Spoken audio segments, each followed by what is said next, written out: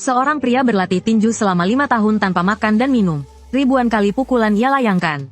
Dari siang hingga malam, dari musim dingin hingga awal musim semi, ia terus berpegang teguh pada jalannya sebagai seorang fanatik bela diri.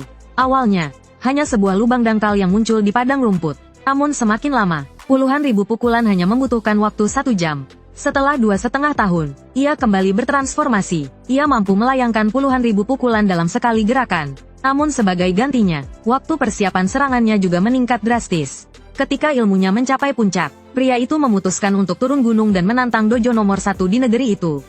Awalnya, semua orang mengira dia gelandangan yang membuat onar. Namun saat melihat pria itu melayangkan tinjunya, kepala dojo tercengang. Pukulan itu melampaui kecepatan suara.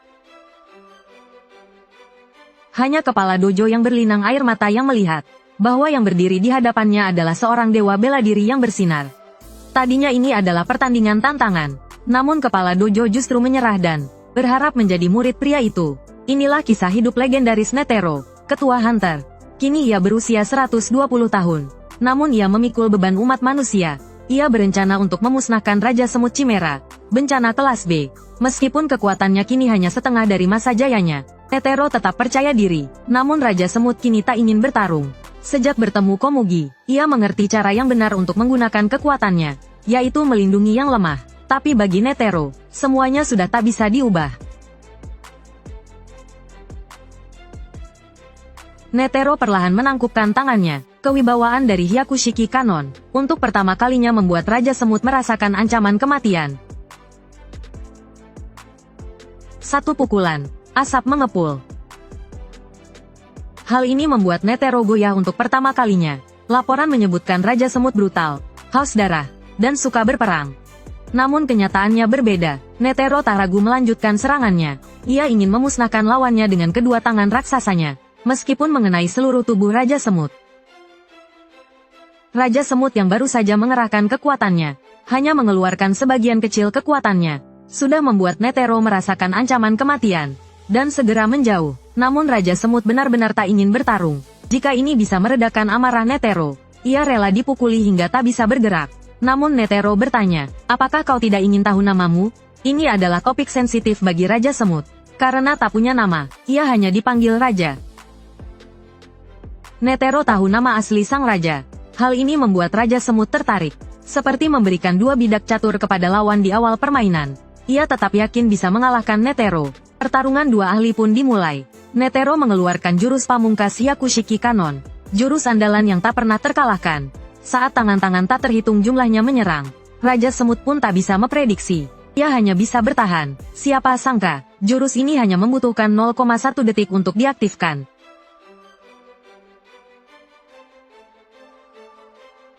Raja Semut tertanam jauh di dalam istana. Namun, tidak ada luka fatal yang ditimbulkan. Pertahanan Raja Semut benar-benar terlalu kuat. Bahkan jurus pamungkas Netero, sulit untuk melukainya sedikit pun. Melihat semua ini, serangan bertubi-tubi, membuat Raja Semut untuk pertama kalinya menangkap bayangan Netero. Meskipun dirinya adalah korban, ia tetap memberikan pujian tanpa syarat kepada lawannya. Raja Semut melancarkan serangan pertamanya.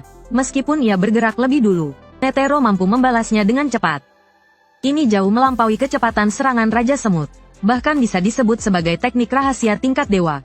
Namun, ia juga menemukan satu kelemahan fatal lawannya, yaitu kerusakan yang ditimbulkan Hyakushiki Kanon tidak cukup fatal. Ia hanya perlu terus menyerang dan menemukan kelemahan tinju dewa.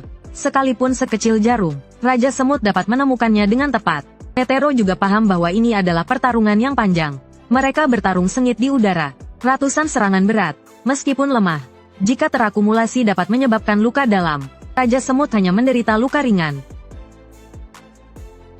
Pejuang terkuat, Netero, akhirnya kalah. Ia tidak hanya kehilangan satu kaki dan lengan, tetapi juga diejek oleh seekor semut. Saat Raja Semut mengira semuanya telah berakhir, Netero ternyata langsung menggunakan ototnya untuk menekan pendarahan. Netero kembali ke medan perang. Meskipun tanpa kedua tangannya, ia masih bisa memanggil Hyakushiki Kanon. Ini adalah senjata pamungkas terakhirnya, Zero Note, yang belum pernah ia gunakan. Jurus ini dapat membelenggu seluruh tubuh musuh. Pembersihan medan perang berlangsung selama 1 menit. Namun setelah semuanya berakhir, Netero telah kehabisan tenaga, sedangkan Raja Semut hanya menderita luka luar. Netero memang sudah tua, saat masih muda. Dia setidaknya tidak akan mengorbankan nyawanya untuk melawan Raja Semut.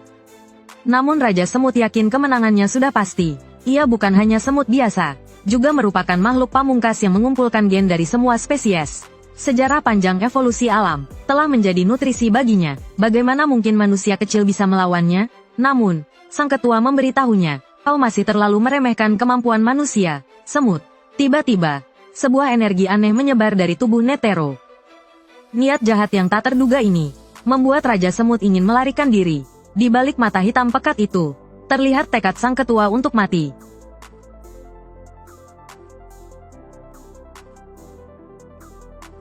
Manusia terkuat, sang dewa perang, telah gugur dengan gagah berani. Dan bom mawar yang tertanam di jantungnya, akhirnya meledak. Ledakan dahsyat itu seperti bom atom. Ini adalah bom dengan biaya terendah dalam anggaran. Ledakannya membentuk mawar merah menyala. Karenanya dinamai mawar. Raja Semut lenyap dalam lahar setelah ledakan. Merasakan hilangnya Raja, Pouf dan Yupi segera meninggalkan medan perang, dan pergi ke pusat ledakan untuk mencari Raja. Saat itu, Pouf mungkin sudah menduga Raja telah mati. Namun, Yupi tidak percaya. Ia ingin masuk ke dalam lahar untuk mencari. Meskipun hanya tubuhnya, ia tetap ingin membawanya kembali. Melihat itu, Pouf juga segera membuat klon untuk mencari. Namun, saat Yupi menemukan tubuh Raja, ia menjerit seperti belum pernah sebelumnya. Raja mereka telah menjadi arang. Tiba-tiba, mulut Raja bergerak sedikit. Reaksi lemah dari makhluk hidup itu membangkitkan harapan di hati mereka berdua. Pouf mengerti bahwa satu-satunya cara untuk menyelamatkan Raja sekarang adalah memanfaatkan kemampuan Raja untuk menyerap makanan. Dia mempersembahkan seluruh nyawa dari semua klonnya kepada Raja Semut. Dan kekuatan hidup yang mengerikan inilah yang membuat tubuh Raja Semut seperti tanah kering yang disirami hujan. Dengan rakus menyerap energi dari luar. Setiap meridian, bahkan setiap sel, kekuatan hidup Raja Semut pulih dengan cepat. Tapi masih jauh dari efek generasi daging dan tulang. Melihat ini, Yupi segera mempersembahkan energinya. Ini adalah sumber kehidupan yang sangat terkonsentrasi. Hanya beberapa tetes, membuat Raja Semut mulai berevolusi dengan cepat. Seperti bintang yang berkilauan di antara mawar.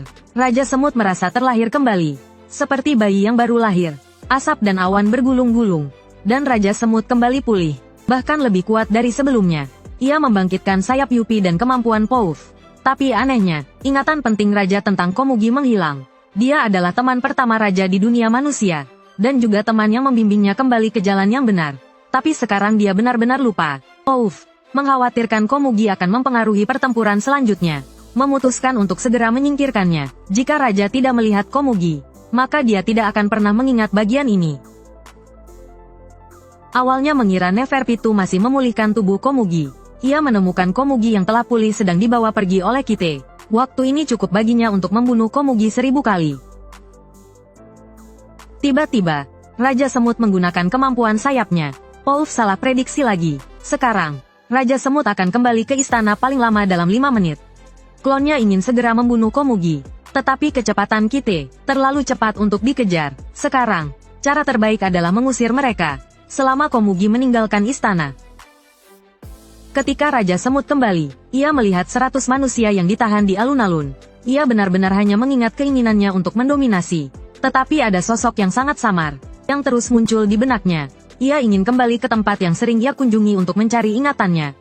Pouf berusaha keras untuk menghalanginya. Tapi Raja Semut hanya melepaskan N untuk merasakan sekitarnya. Ia langsung merasakan 2 sinyal yang kuat. Satu dari Komugi yang sedang dipindahkan, dan yang lainnya dari manusia serigala. Raja Semut langsung menuju ke manusia serigala. Hanya dengan sekali tatapan, manusia serigala cimeraan menua 100 tahun. Dia tahu jika kata-kata berikutnya salah, nasibnya pasti mati. Semua ingatan penting terus berputar di kepalanya. Seperti ingatannya dibolak-balik secara paksa. Manusia serigala akhirnya mengucapkan nama Komugi. Seketika, semua ingatan membanjiri pikirannya. Ikatan persahabatan antara dia dan Komugi, dan kepingan pertumbuhan yang tak tergantikan. Raja Semut akhirnya mengerti sumber sinyal lainnya, juga berasal dari Komugi. Gon akhirnya berubah menjadi jahat. Dia membakar hidupnya, untuk berubah menjadi dirinya 10 tahun kemudian. Barusan, mereka akhirnya menemukan Neferpitu, yang membunuh sahabat mereka, Kite. Padahal mereka adalah musuh bebuyutan.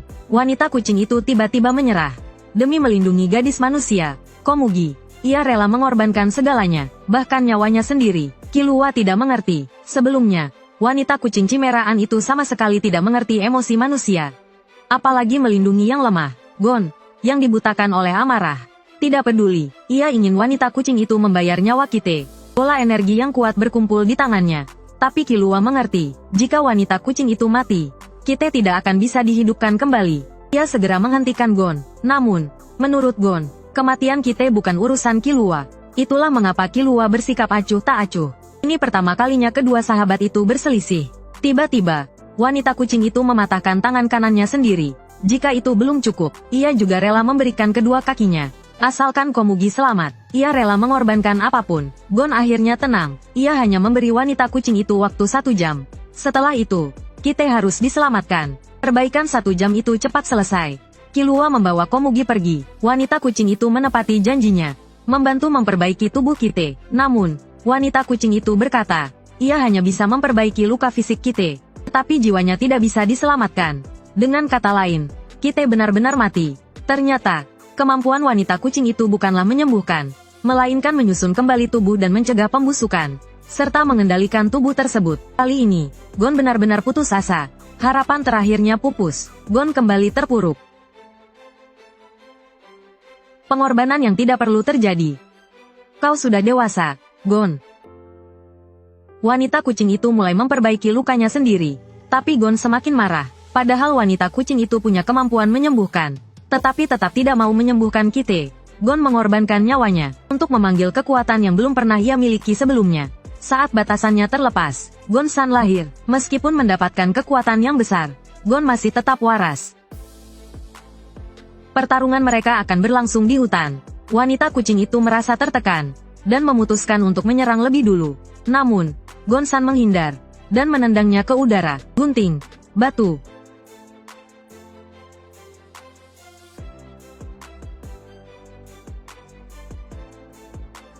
Lalu, ia menggunakan tinju nen yang dipadatkan 2 kali dan membuat wanita kucing itu seperti mainan. Ini adalah pertarungan terburuk bagi wanita kucing itu.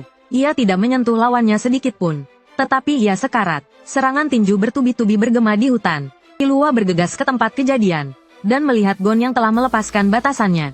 Namun, Gon telah berubah menjadi dewasa. Gon mendapatkannya dengan mudah. Killua tidak percaya. Pengorbanan apa yang telah dia lakukan? Gadis kucing yang tiba-tiba mati, hidup kembali. Lawannya memaksa dirinya untuk berubah menjadi Kui. Benar-benar menjadi mesin pembunuh. Dalam sekejap, dia merobek salah satu lengan Kite. Namun, saat ini, dia entah kenapa merasa senang. Kite mengangkat lengan kanannya. Dia menggunakan lengannya yang putus sebagai senjata, menancapkan gadis kucing kuat-kuat ke tanah. Gon, tidak. Aku tidak bisa menggunakan kekuatan ini lagi. Harga yang harus kubayar setelah ini akan sangat mengerikan. Batu, gunting. Gon, meskipun gadis kucing berubah menjadi abu, serangan ini juga menghabiskan sumber kehidupan Gon. Yupi mati, Sayapuf mati. Raja Semut Chimera yang sombong ini, sebenarnya berlutut di hadapan musuhnya.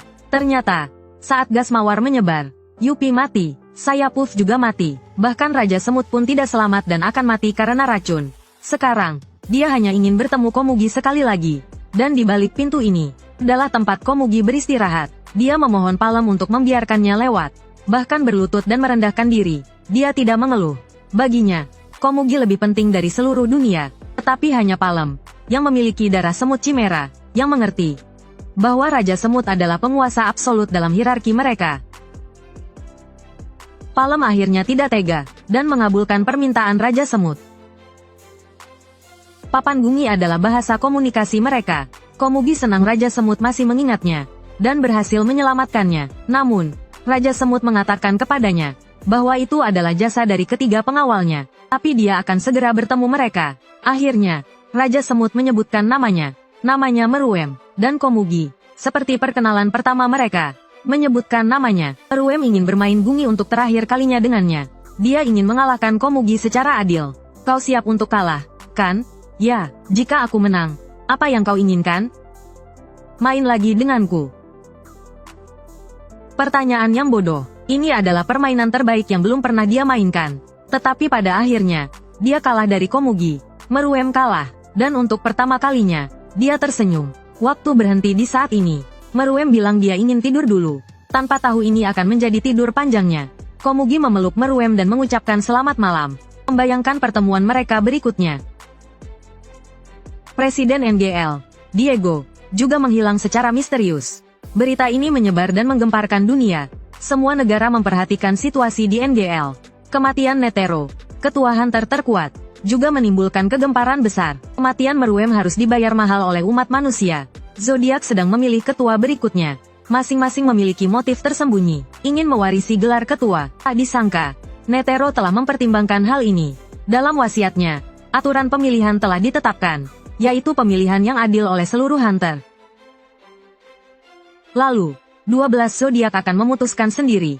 Pada akhirnya, Ging ikut campur. Lalu kelak dari 12 zodiak menyebarkan berita. Sekarang, total anggota asosiasi hunter ada 661 orang. Suara setiap orang sangat penting. Bahkan Hisoka pun berpartisipasi dalam acara ini. Akhirnya, pemilihan ketua ke-13 berakhir. Suara tidak sah, 0. Suara sah, 580. Parlemen, 28. Absen, 33 suara. Suara mayoritas. Tingkat partisipasi akhir hanya mencapai 87,7%. Jadi, pemilihan pertama dibatalkan. Satu-satunya cara bagi Killua saat ini adalah meminta bantuan adiknya, Aluka, anak laki-laki yang dapat mengabulkan permintaan apapun. Dianggap sebagai bencana tingkat A, karena semakin besar keinginan peminta, semakin besar pula harga yang harus dibayar. Sekarang, 67 orang telah menjadi korban keinginan tersebut. Dianggap sebagai bencana tingkat A oleh dunia. Terkurung dalam keluarga Zoldyck, Killua, yang melarikan diri dari keluarga, pasti akan menghadapi banyak rintangan jika kembali. Kali ini, Killua berterus terang kepada ayahnya. Killua memberitahu ayahnya bahwa dia sangat membutuhkan bantuan Aluka. Namun, ayahnya bersikap berbeda kali ini. Dia mengatakan untuk tidak menganggap Aluka sebagai keluarga. Aluka hanyalah monster. Wanita itu hanya menusuk leher lawannya dengan ringan. Namun, sedetik kemudian, pria itu bermutasi. Dari manusia menjadi monster sepenuhnya. Dan menjadi budak wanita kalajengking. Inilah kemampuan Ratu Semut Chimera generasi ketiga. Meskipun dia semut jantan, dia dapat mengendalikan musuh dengan racunnya. Kemampuan reproduksi Ratu Nyamuk generasi pertama sudah mengerikan. Satu kali makan dan kawin bisa menghasilkan 15 telur. Tetapi generasi kedua meninggalkan cara bertelur tradisional, mengendalikan dan dengan cepat menciptakan pasukan monster. Penduduk setempat sangat menderita. Korban jiwa telah melampaui 300 orang. Tentu saja, yang berubah menjadi monster belum dihitung. Genei dan baru saja kembali ke Meteor City. Tetapi rumah mereka dirampok. Pinks tertarik. Seberapa kuat sisa semut Chimera? Feitan, Solnak, Shizuku, dan Pinks memutuskan untuk membunuh Ratu Semut Chimera secara terpisah. Di balik penampilan Mumi, terdapat tubuh yang penuh lubang. Pertempuran harus dilakukan dengan musik. Ternyata dia adalah Welfin dari suku minoritas Zobai. Setiap anak pada usia 3 tahun harus menjalani upacara hitan. Mereka menusukkan kayu ke seluruh tubuh mereka. Melalui ukuran, warna, dan kekuatan gerakan lubang ini, mereka dapat bertarung dengan suku musuh dan binatang buas, dan menentukan prajurit mana yang lebih kuat. Setiap anggota suku mereka adalah penari. Semua melodi diubah menjadi kekuatan bertarung. Dan Bluster adalah salah satu penari malam. Seorang komandan skuadron semut Chimera langsung dibunuhnya. Inilah suku dengan gaya bertarung paling elegan di dunia. Bluster hendak pergi, tetapi menyadari manusia kadal itu belum mati.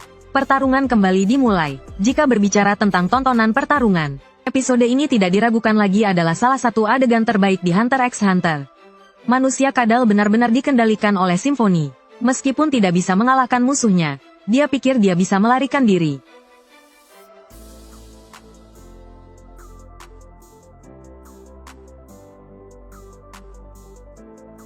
Manusia kadal mati dengan cara yang tidak jelas. Sementara itu, Hisoka berhadapan dengan monster kumbang.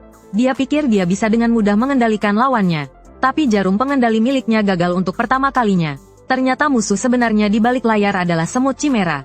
Keduanya adalah manipulator yang mampu mengendalikan. Ini adalah pertama kalinya Hisoka menghadapi hal seperti ini. Karena terkekang, dia kehilangan keunggulan dalam pertarungan. Jadi dia harus menusukkan jarum pengendali ke tubuhnya sendiri. Dan ini adalah senjata terkuatnya. Dengan mendapatkan kendali atas tubuhnya, dia mendapatkan kekuatan 10 kali lipat dari biasanya. monster kumbang langsung mati. Semut Chimera juga tidak bisa menahannya dan berubah menjadi abu. Pada saat yang sama, Solnak, Kaluto, dan Feitan juga sedang bertarung. Karena skala pertarungan Solnak terlalu eksplosif, disensor 1000 kata. Akhirnya, semut Chimera dihisap darahnya sampai kering oleh Solnak dan mati. Pertarungan mereka hampir tanpa hambatan. Pinks menyapu bersih medan perang. Teknik kertas Kaluto membunuh musuh dalam hitungan detik. Kemampuannya adalah yang paling misterius di Genei Ryodan. Biasanya dia menggunakan senjata tersembunyi untuk menyerang. Hanya karena melukai wajah ratu, musuhnya langsung berubah menjadi manusia buaya. Dengan kekuatan Feitan saat ini, dia tidak bisa membunuh lawannya. Bahkan satu-satunya senjata yang dia gunakan patah. Semua orang menonton pertunjukan yang bagus ini. Feitan yang marah, langsung melancarkan jurus andalannya. Semua anggota mulai melarikan diri ke pintu keluar. Karena mereka semua tahu, jika terkena gelombang energi yang luas ini, mereka pasti akan mati. Sang ratu tidak tahu apa yang akan terjadi padanya. Tapi saat matahari terbit muncul, ratu melihat kematiannya sendiri. Seluruh sarang meledak dalam sekejap. Hanya satu orang, langsung meratakan ratu dan seluruh sarangnya. Tapi pekerjaan pembersihannya juga sangat sulit. Meskipun ratu sudah mati, orang-orang yang berubah menjadi monster tidak bisa kembali normal. Tadinya mereka adalah manusia biasa.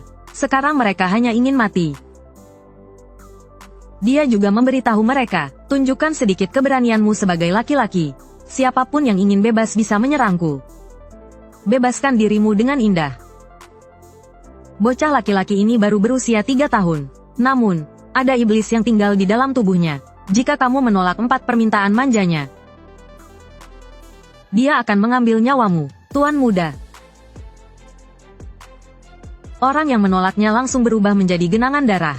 Bahkan orang-orang terdekatnya pun tidak ada yang selamat. Namun sebaliknya, jika kamu memenuhi 3 permintaan Aluka, bahkan menjadi miliarder, hanyalah masalah sekejap. Killua sudah lama menemukan aturan ini. Saat rahasianya terungkap, dia harus mengaku kepada orang tuanya. Dan untuk membuktikan kebenarannya, sang ibu menjadikan kepala pelayan sebagai kelinci percobaan. Dan beritahu dia, untuk selalu menolak setiap permintaan Aluka. Benar saja, setelah penolakan keempat, kepala pelayan berubah menjadi genangan cairan. Penemuan ini mengejutkan semua orang. Jika permintaan dikabulkan, adegan mengerikan apa yang akan terjadi? Seorang pelayan akhirnya tidak bisa menahan diri. Saat Nanika, wujud kedua, muncul. Ia berharap menjadi miliarder. Namun detik berikutnya, langit menghujani uang kertas. Tujuan yang tidak mungkin tercapai seumur hidup, kini benar-benar terwujud. Pada saat yang sama, kapten dan krunya jelas-jelas ada di kapal. Namun uang dan kargo itu tiba-tiba menghilang. Saat pelayan itu tersadar, semuanya sudah terlambat.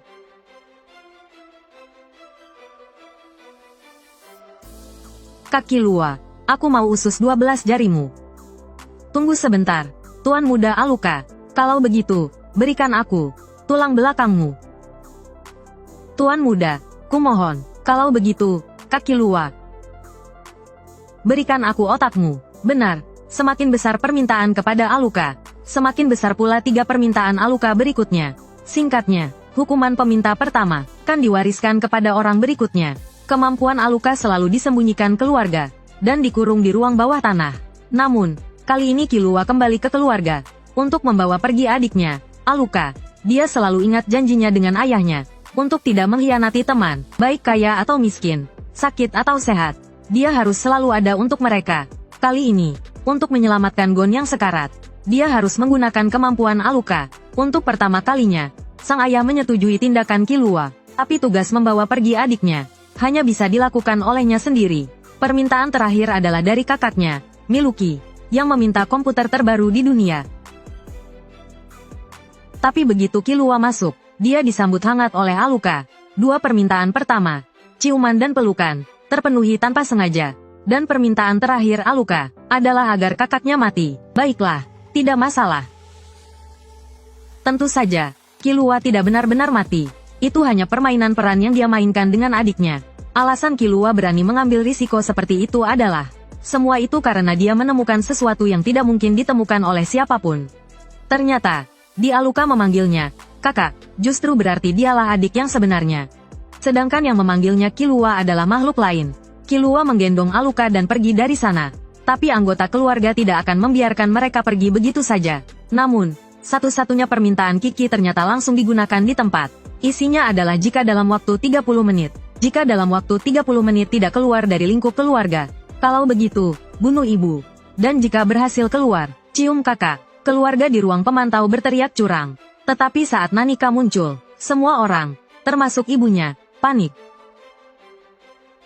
Dan trik Killua untuk menunda permintaan ini, akhirnya tidak hanya menghemat permintaan, tetapi juga membuatnya bisa meninggalkan keluarga dengan mudah.